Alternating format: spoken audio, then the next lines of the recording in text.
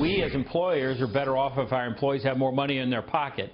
And yet at the same time, as we've got to pay them more, that creates I understand a but do you find that raising the minimum wage is one thing, doubling it is another? I think this is a broader challenge, though, that we as an industry have to be sensitive to and have to work as members of our communities to help address this. Over time, doing it rapidly can be very disruptive, but over time, I'm not sure it's something that we can easily ignore.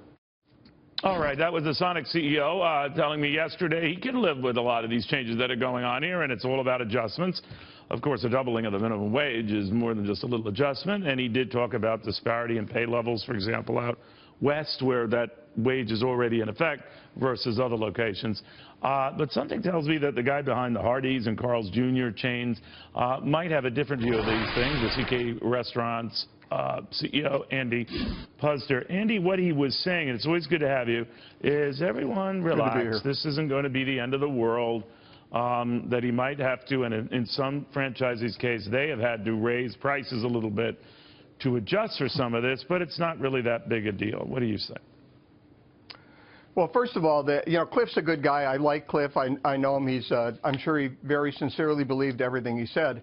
But like our company, his company is very highly franchised, and he can't tell his franchisees what to pay their employees or what to charge for food.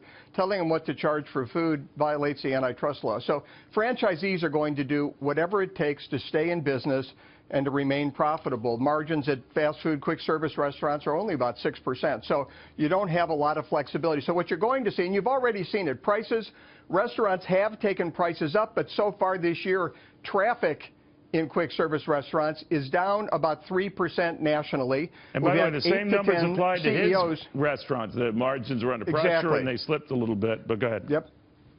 But I say we've had about 8 to 10 CEOs in the fast food industry who's been replaced, and that doesn't even count guys below them, like the head of McDonald's U.S. operations who's had to leave.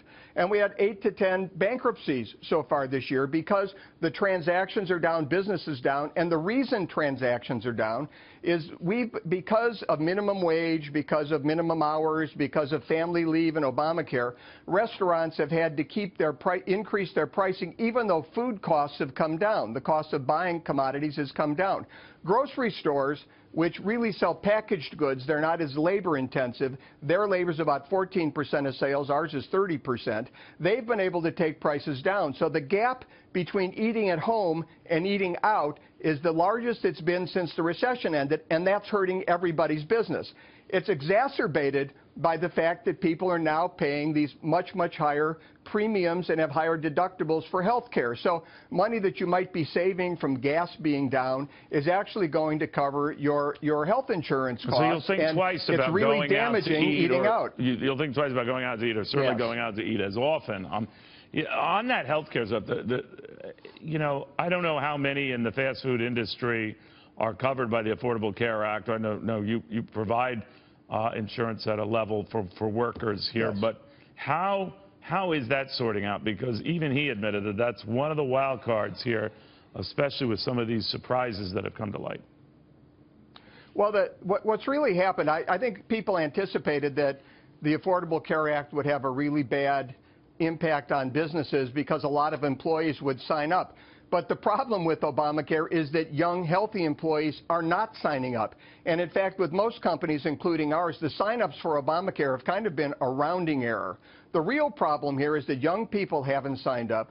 So we've got millions of people with really significant premium increases, deductible increases, their coverage has gone down. And if you're one of these millions of people, by the way, and you plan on voting for Hillary Clinton, I got to say, what the hell are you thinking about? Because that's the only scenario I can imagine where this will get worse for Americans, is if she's elected. She wants to follow, to preserve Obama's legacy. And that we've got a guy, she says Donald that Trump if we had thinks a it needs to be public option, replaced if we had a public option, though, that's what she's talking about, a single-payer option, we wouldn't have these troubles, and that is what a Hillary Clinton administration would bring you, or try to bring you. What do you think of that? Well, I just did a piece in Real Clear Politics saying that Obamacare should be repealed and replaced as Donald Trump wants to do. Ezekiel Emanuel did a piece, a counter piece, saying that it should be preserved and improved, and then we replied to each other. But one thing both of us agreed on was that a public option would be terrible. It's the way to decrease the quality of care and increase the cost of care. Just because, if taxpayers are paying for care, they're paying.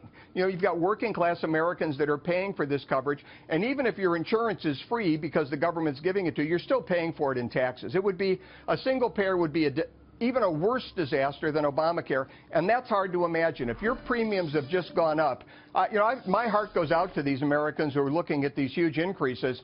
This impact that we're seeing in the restaurants is from last year when premiums went up 7%. Next year, they're going up 25%. This is a dynamic and horrific impact to the economy. Yes, all right. We will see that impact. Andy, thank you very, very much. Andy Puzder, CKE Restaurants CEO.